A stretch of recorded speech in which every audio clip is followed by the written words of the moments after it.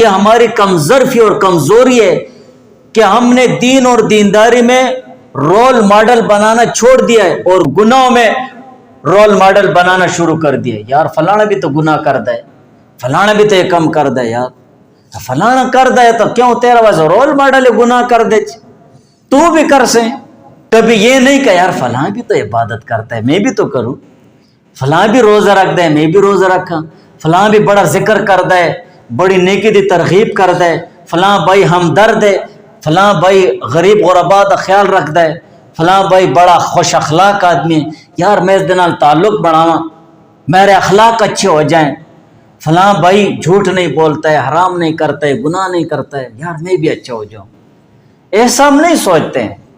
فلاں بھی تو جھوٹ بولتا ہے, فلاں بھی تو گناہ کر رہا ہے, ہم نے ان کو رول ماڈل بنائے ہوئے گناہ میں. تو یہ غلط ہے, یہ ہماری کمزرفی ہے, یہ ہماری کمزوری ہے, یہ ہماری ایمانی کمزوری ہے. اسی وجہ سے امر بالمعروف اور نہی عن المنکر یہ ہر جگہ کرنا چاہیے, لیکن حق بات حق طریقے سے حق نیت کے ساتھ ہو.